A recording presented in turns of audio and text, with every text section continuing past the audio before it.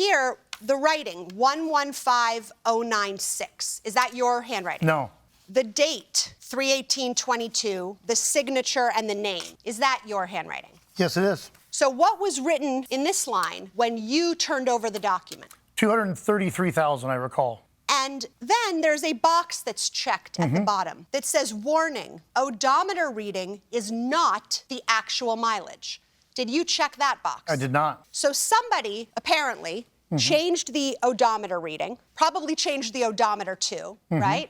And then checked this box. Correct. And your theory of the case is that the plaintiff purchased a car that he knew had 230,000 miles on it and then doctored the paperwork. I think that there was a purpose to take it to Nevada to try to deceive the Nevada DMV, take that car, and it sounds like probably another car, and do the same thing, and maybe he would get away with it in Nevada. If that's the case and he knew that he was buying a car with 230,000 miles, why the heck did he pay $10,500 for it? We don't know that he did. Just because he made a withdrawal, could have been 3 cars, could have been 4 cars. I have nothing further.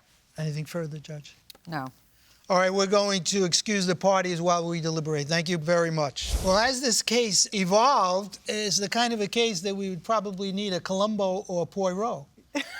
Because I started out getting the impression that certainly someone was engaged in some kind of fraud. A number of factors are troubling me. And the first, I think, was some red flags about the plaintiff's behavior, that he engaged in this subterfuge, that this was a gift in order to avoid taxes with the person who gave him the car. He post-dated the date of the transaction and didn't know who it was that he actually purchased the car from. And these kind of things strain credulity.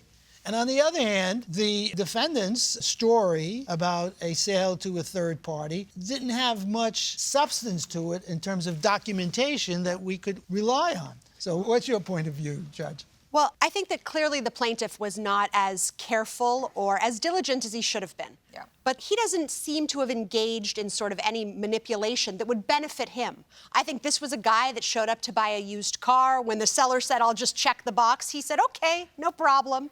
Not the best decision. And I don't think there's any reason that he would have doctored this document. If he was buying a vehicle that he knew had 230,000 miles on it, there's no way he would have paid $10,500 for it. I also believe Mr. Sellon in terms of what he actually did with the vehicle. But his whole story that the plaintiff is lying about everything just doesn't add up to me. No. The whole idea of signing over the certificate, though, on the 18th bothers me.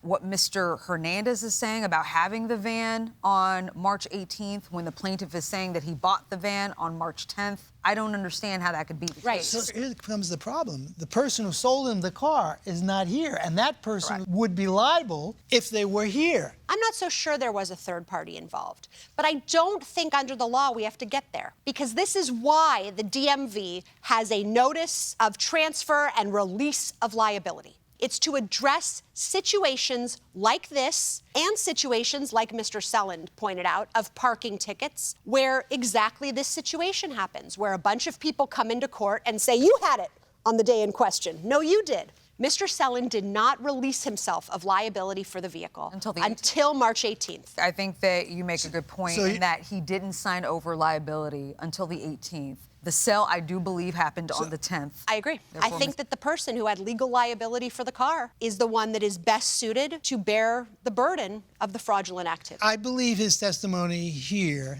relating to the March 18th. I thought he was credible with respect to that testimony. He's asking for $5,000. That's actually, it's less than the value of the car. Yeah. So I'll agree, and I think we have a verdict. It's unanimous. It is. All right.